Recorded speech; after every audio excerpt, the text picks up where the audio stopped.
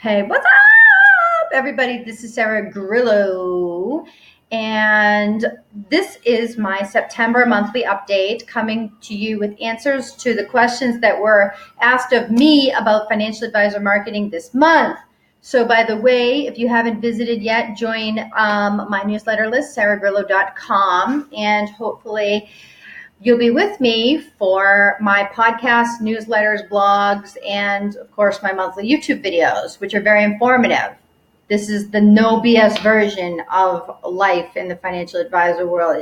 This is raw and real, folks. I'm coming to you point blank period from New York City, and I don't mess around. So having said that, I'm going to get into my first question from one of you. I've been thinking about the capacity issue as my practice grows. It becomes clear I would be in great shape to keep consolidating assets from higher net worth clients instead of just adding more households that are smaller. Yes. So absolutely, this is what I am advocating for. I wrote an article that will be released. It's on my LinkedIn. If you're not following me there, then you should be. And I now have to pause this video because I have a crying baby. Hold on. I have an article called Get 70 Deep Clients. And it's really important that you map out in your practice how many clients you want to have, what you are looking at in terms of your hourly rate, what you're going to charge people, what you're going to be making throughout the year, what the profit margin is going to be on that, all of that. And I have a spreadsheet that I give away to members. Again, join here, saragrillo.com, join at the top to become a member of my membership service. And we talk about this in my membership. We talk about planning out your practice and designing it, because inevitably what you focus your effort on, what you focus your time and your money on, is what your practice eventually does become. Oh, I can't serve higher net worth people. Go learn some things. Like, go talk to those estate attorneys and those CPAs that are your centers of influence that you're working with. Like, sit with them, go to their workshops, learn it. Because there are services, there are the ways that affluent people want to be treated, that they desperately want and need, and that they're being underserved a lot of times by financial advisors who don't take the time to have that deep practice. The need for deep, well thought out, very informed financial advisory services is very strong. You don't want to listen, you want to be stubborn, you can go running around like you got your hair caught on fire. But the reality of it is that you're just going to drive yourself nuts and compromise the profitability of your practice. And if you do the math on it, you'll see it, if you map it out if you've ever done that. So if you haven't, these are all things that you should be thinking about. If you haven't joined my membership yet, again, saragrillo.com. I'm also going to link it in the summary box below. Check it out, or just at the very least join my newsletter list and stay up with me, because I do intend to talk a lot more about this in the future. But if you haven't mapped out your profitability of your practice, you should. I think every business owner should do it, and especially where y'all are financial advisors, there's no excuse for you not understanding how the finances of your own business work. Are you happy using Constant Contact? So I have used MailChimp and Constant Contact. Constant Contact is the service that I use for my own email newsletter. I'm happy with it. It has what I consider to be the basic components of an email software, and it's very easy to use.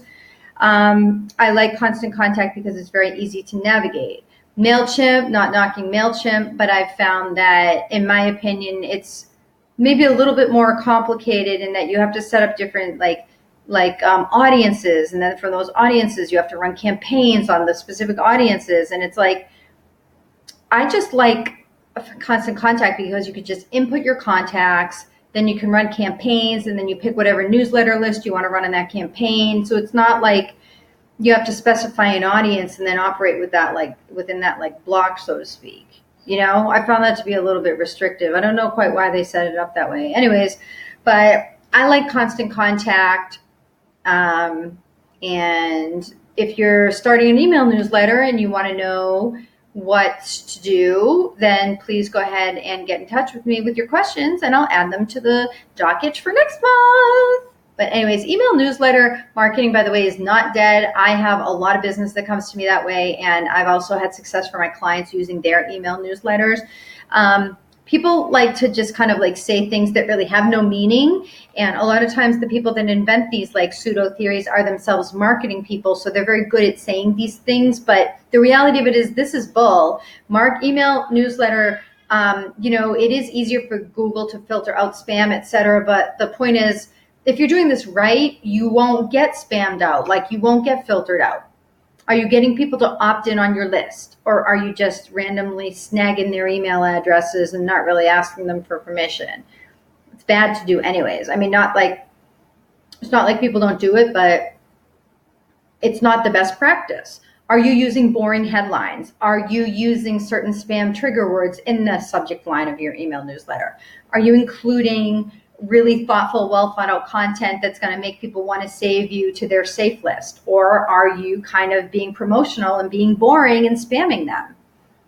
I mean, all of these are things to think about. A lot of times people just say things that like make these like statements, these crazy statements that aren't really true and don't really have a logical basis. So I don't know. I mean, I do a good job with my newsletter list and I get great results on it. So I don't think email newsletter is dead for me. It's actually kind of like worked out really well. Anyways, next question.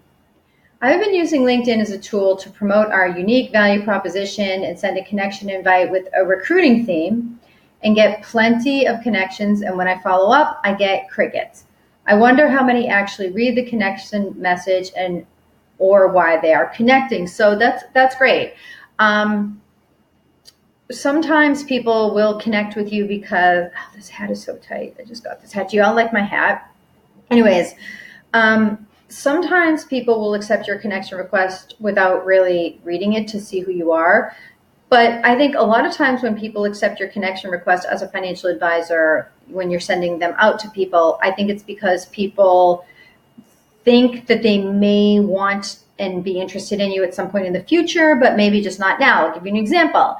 This woman sent me a connection request and she was like a transcription service. Like she would transcribe videos. She would put them into words, which is just a tremendous pain. Like I don't have that need yet, but some of my clients do, and some of them also, I think more of them might in the future. So I'm like, I could use this for my clients. Cool, I'll connect with you. Now, you ain't getting my business anytime soon, but if I need you in the future, I'll be calling on you. But let's say that you did a really good job illuminating the need. Let's say that you created like awesome newsletters and you got me to join your newsletter list, or you created awesome postings, or you sent me awesome messages. The problem is that these messages, like if your messages are getting ignored or crickets, then, I mean, not every message works on every single person, but if you're sending like 3 or 4 of them and they're still getting ignored, you're sending the wrong message. Like chances are your messages stink. So again, my membership right here is saragrillo.com. What are you writing in these messages? If you're having these problems with your own messaging, go ahead and just like contact me on LinkedIn and then ask me like, what's wrong with this message? And I'll look at it for you. Now, in order to get the specific words to use and to get any real in-depth advice, you have to join my membership right here, saragrillo.com. But what I'm like trying to lead you to is think about what the message is. Is it too long? Is it too wordy? Is it too promotional? Is it too soon to be bringing up what you're bringing up?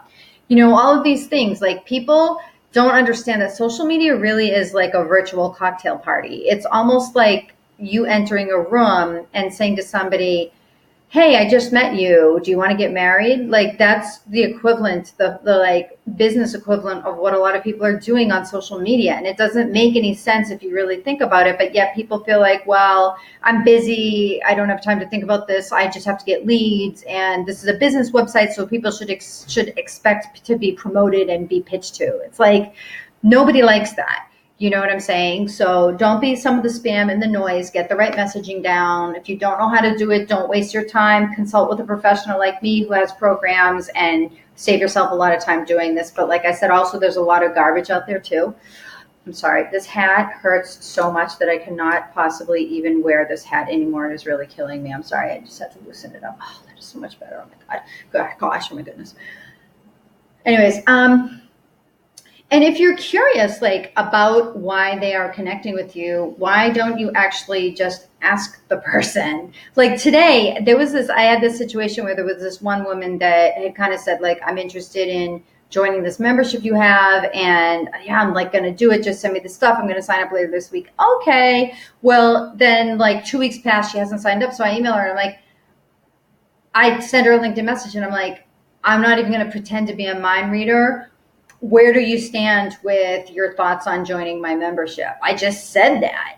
And before I had kind of sent these messages like, here's more information about this, or like, hey, how's your back to school going? Like I had tried all of these different techniques and they hadn't been working, but I just point blank period asked her like, why haven't you done this yet, basically? And she answered me back. So if you're really that puzzled about what the nature of their intentions are, then ask the person. Like do it politely, but ask the person. They might actually appreciate it because they might not know what your intentions are either. What do I say to a new connection request? Well, I'm going to tell you, I'm not going to tell you what to say because you'd have to be on my membership to know that. People pay for that advice. But I'm going to tell you what not to say. Don't talk about yourself. Don't talk about that you have 20 years in the business. Don't talk about that you want to invite them to a webinar or a seminar. Don't talk about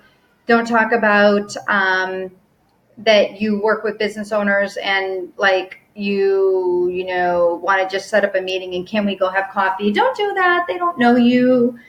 And I mean, think about, would you really want to be on the receiving end of a lot of these messages that a lot of you are sending over LinkedIn? Pretend that you're the business owner that gets that message. Might be a little weird to get that message. Anyways, any previous articles on the pros and cons of getting the CFP when you already have a CFA? Okay, so this is about like financial advisor credentials. Essentially, like the person is asking if I'm a CFA, do I have to get the CFP? I don't know. I mean, I was in this position when I was when I was a financial advisor. I think at one point somebody wanted me to like get the CFP when I already had a CFA. And I was like, no, like I'm not doing that. And I'm not knocking the CFP. I'm just saying that I think it would have been a little bit tough for me because I already had 2 kids at that point. And I just think once you're a CFA and you go through like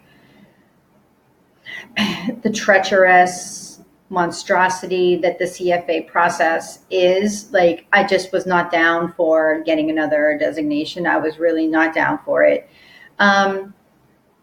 If you are down for it and you really want to be a CFP, then go for it. But I just don't even know how much it really even, I don't know. Like, I mean, the technicalities are one thing, but if being a CFP meant that you would be a good financial advisor, then I think a lot of people would just be good financial advisors and never lose clients, and their clients would never lose money, and people would never get sued, and all of the like awful things that happen would never happen if it just was a matter of being a CFP. So I'm not going to advocate for anybody not getting education or not educating themselves if you really feel like you need it. I think the CFA is a very good base, kind of like basic financial. Well, it's not even basic, but it's just a very good background. And I don't think you should have to get the CFP if you're already a CFA. But I think it also depends on what you want to do with it, how far, and like how closely you want to stay to the academic applications of financial planning. Depends on the person, really.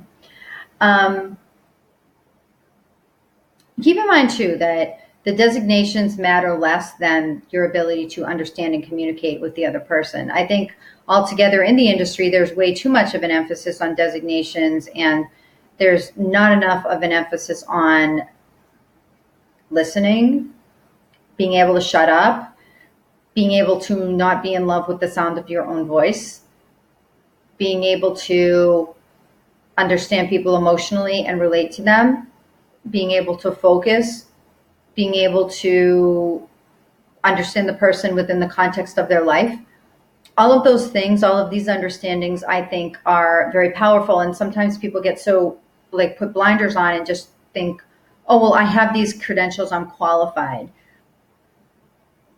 I mean, maybe on paper you are, but if you really want to deliver a really good client experience and have people fall really in love with what you do, I think it probably has a little bit less to do with that and more to do with the things that I just listed off. Um, it's really something I hope you can help me write more about. How do you end this career so you're happy, the acquirer is happy, and the clients are happy? Well, that's really a kind of in-depth question. Like, how do you get out of your, how do you end your practice? It's funny. If you ask people who are business owners, do you think that ending your business is going to be as hard as starting it? It would be, I think it would be very surprising, but I think you would find that a lot of people just think that as hard as it was in the beginning, it could never be as hard again. And probably that is true, but at the same time, I think exiting a business is no laughing matter either, because if you make the wrong transaction, you could actually be just where you started from, because so much value can be destroyed in the end. It's kind of like if you're running like a mile run and you're running 4 laps around the track and you mess up in the last lap, it doesn't matter how well the first 3 laps went if you mess it up at the end. So anyways, I think it's important to, how do you end your career so that everybody is happy? I think taking your time and doing a good job and being well thought out about it is really the best way to go. Now, sometimes you don't have a choice. You may have to end your business suddenly if there's some kind of an emergency, but I just think that at all times you should have a successor in place. And even if you're young, if you have a significant practice that could thrive without you and that could be handed on, then I think that you should put the planning in place, and I think you should start now. Even if it's just a basic outline or a sketch, I think you should start sketching these ideas out, because to find a successor can really take forever. If you want to get the right person, it can take years and years and years. I mean, it could take you 5 to 10 years to do that. And you really don't want anything about this to be rushed, because any loss of value is just at that stage going to probably be pretty hard to recover. And it is your retirement, after all, that you're talking about as a financial advisor, like selling your business or handing it off. That really is your kind of, that's your retirement funding. So just like you tell people to plan for their retirement, how well are you planning for yours? It should be something that you constantly are chipping away at and working towards. I'm interested in knowing which $1 in ad spend goes further, LinkedIn, Facebook, or something else. These are actually comments I'm going to address in my membership. Sorry, everybody. There are individuals that have received money on Shark Tank for their business. They're called sharks, young entrepreneurial types. They need advice as they build their businesses and their fortunes. How do you handle these sharks as clients? So I think that if they're young, maybe like Generation X or Y, then you would want to study Generation X or Y. And there's a lot of insight on that. I actually have some shows on my podcast here about that. My podcast, saragrillo.com. That's an interesting question. You may call them like sudden money people. So I think this is where, like, and I talked about this on my podcast. I had a woman named Sue Bradley on. You probably all know Susan. She's with the Financial Transitionist Institute, and she talks about transitioning, and it really is a science that you have to study and to understand. When somebody has a business that they've taken at a very young age from rags to riches, built it up from nothing, and then sold it or gotten money for it on Shark Tank, there's a lot of emotional transition that goes along with it. So, I mean, although the financial aspects are very important to address, I would study the science of financial transitions, and specifically as it relates to that, like those younger entrepreneurial types. I would just try to understand emotionally, how do you handle somebody in that situation. Every financial advisor says that they handle people who are in transition on their website. They say, we help with life transitions. We're expert at transitions. It's like, no, you're not. Like, a lot of people just are, it's like, it's so dumb that a lot of people just have no idea. Like, they don't even scratch the surface. They know the technical aspects of it, like you left one job, you go to another one, you transfer your like 401k, but that's really where it ends a lot of times. And transition can be quite shocking. It can be an identity crisis, and depending on where the person is coming from, it can really have some emotional repercussions that can be quite drastic. And so this is something you really need to pay attention to. That would be my advice. Study emotional transitions. Sue Bradley, it used to be called the Sun Money Institute. Now it's called Financial Transition Institute. There's a whole certification process you can go through. Shout out to you, Sue. She's my friend. She was great. She was on my show, my podcast. Go ahead, check it here, saragrillo.com. Everybody. My client, so this is something I hear a lot actually. My client is getting a second opinion on their portfolio. Help! What do I do? Hey, I gotcha. I mean, look, I think we've all done this as anyone who's been in business. I think a lot of you financial advisors out there listening to this have probably even done this yourselves when you see this client that you want and they're not having it. Like, they're like, oh, I'm happy with my financial advisor. So what do you say? What's the line that you say? You say, oh, I'll just give you a second opinion. Let's meet. Let me just pass a second set of eyes on it. The second set of eyes on it. I mean, we've all said it before, right? When the client agrees to do this, a lot of times people won't do it unless there is something that they're just maybe even slightly unhappy with. I mean, think about it. If you're happily married and you're out in a bar and someone says, hey, can I buy you a drink? You're not taking the drink from that person if you're happy. No way. You tell them to scram. So if they don't tell the person to get lost, then this is an infidelity alert. You really should be. And if the client trusts you enough to tell you this, sometimes, I don't know, you might find out in other ways, but let's say that the client trusts you enough to like directly tell you this, then I think that's a pretty good sign because it can show you that they're not trying to be devious about it. And what they're trying to do is they're trying to like essentially give you a chance to address the wrongdoing or not wrongdoing, but like to address the malfeasances or like the problems that they're having that they see that maybe you haven't even seen. So they're not blindsiding you. And I think that that's actually a really good thing. Although this is like painful and an awkward conversation, my advice would be don't get emotional. Don't make them feel bad about it. Use it as an opportunity to grow the relationship by having discussion with them about what they're paying versus the value that they're getting. Because this is essentially where the home wrecker is going to try to put a wedge in between you and the client. They're going to say things like, and I mean, we've all said this, right? Like, you're getting overcharged. Is your advisor a fiduciary? How do you know what the fees are? Did they disclose it in the report, everything? So you should be prepared to defend these fee objections that they're all of a sudden going to be having because the home wrecker is going to put those ideas in their mind. Be ready for it. The other thing, though, is that instead of just looking at it as an opportunity as like a testament of like, I have to defend myself now, look at it as like, this is an opportunity to reinforce or validate what the value really is that we've delivered to this client. And so, make a list, like get ready, have a discussion. What have you liked about working with me? Okay, this, what else? This, what else? This, what else? Write it all down. Have your stuff that you're bringing to the table. Because, remember, people forget things. Like, hey, remember like 6 months ago when